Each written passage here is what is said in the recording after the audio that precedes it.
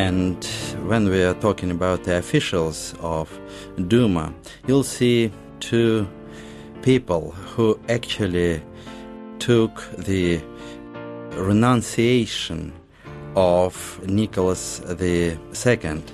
And these are Rodzianko, and you'll see him soon. He was a president of Duma. And the second person who was with him when Tsar signed this renunciation was Shulgin.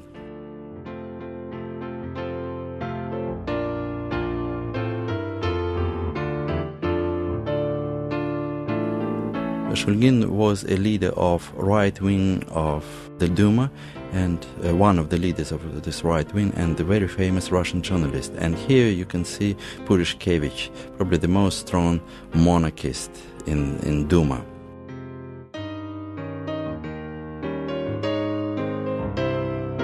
Now, there are some pictures of the leaders of cadets, and the most famous of them was Milyukov. You could see him walking. Milyukov later became a minister, and he was the person who delivered this speech about the suspicion that Russian government and especially Empress were involved in some plot with Germans against Russia.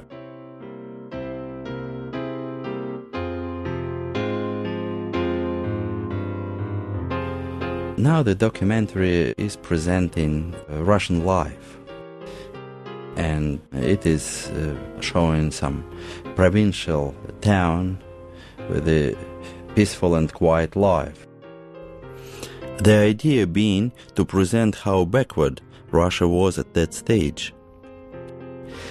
But at the same time, it definitely doesn't demonstrate any development in province and so on. The actual fact is that Russia was extremely centralized, and everything was ruled from the capital, which was St. Petersburg. And when the coup happened in the capital, the country was centralized, so this power was spread all over the country.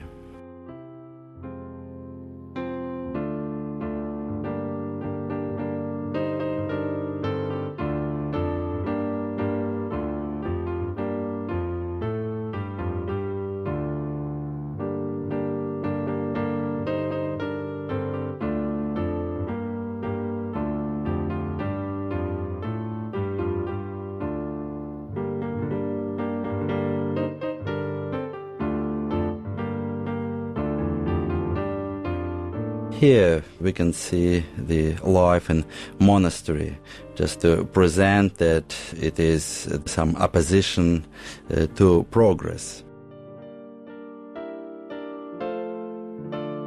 The landowner's lands covered enormous expanses is definitely not correct expression, because in 1861 there was a great reform. The serfdom was abolished, and the ownership of the land changed enormously. So the peasants had at least half of this country, and there were many lands which were owned by peasants. There was no landlords, landowners in Siberia. All the land belonged to peasants. And still in this movie it is presented in a way that nothing happened in the second half of 19th century.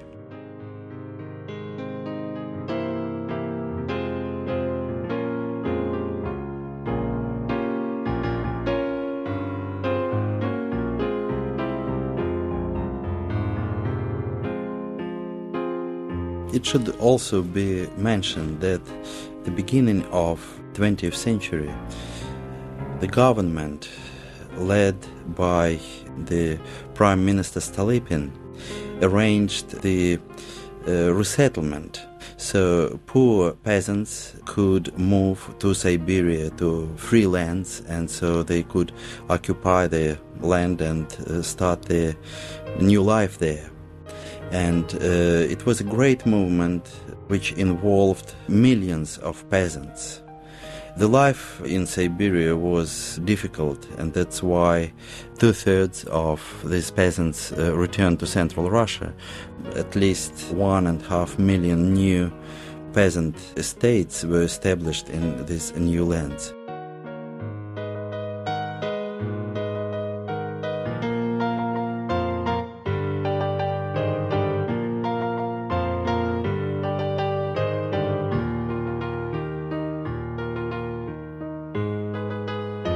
To present this contrast between rich and poor, as it is done here, is quite wrong.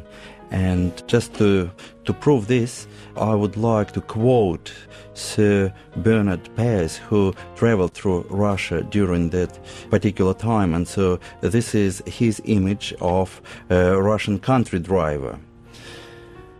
And he's describing him as an ignorant man of no great intelligence. His manner is businesslike and independent. While he's giving me information, he interrupts himself to point out of glorious starry sky and says simply, "What a wonderful night." The phrasing and the manner are not those which we associate with peasants. He rejoices in having plenty of work. The crops of the district are rye, oats, and a little flax, which are grown in rotation. He describes his own town as good town. Good, used in the sense, means very much the same as clean and civilized. We pass a country party of students and girls who are singing very loudly with unmusical voices. Rather countrified, he says. He has 3 children. His boy, of whom he is very proud, is a great book lover. He doesn't care what he learns. And this definitely stands in sharp contrast to the way it presents the peasants in this documentary.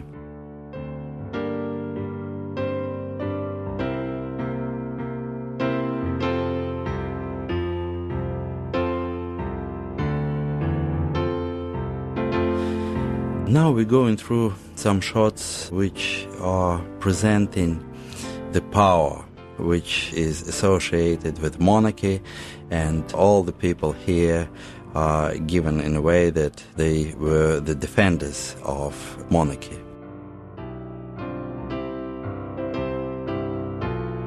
And again, there's an interesting fact which demonstrates, probably characterize the directors of this documentary.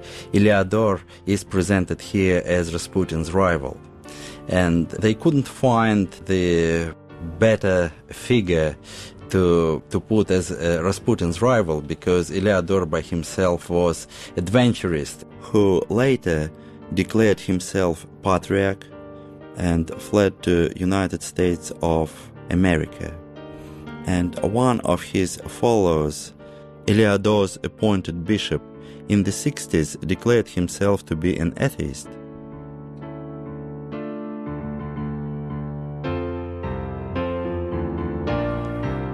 Now there is a newspaper which is a symbol of this Black 100 and the symbol of all conservative dark forces loyal to monarchy. This newspaper is called Russian Banner. And now we can see all these people in front of Nicholas II, the first nobleman and the emperor. And this is his signature, Nikolai, in Russian.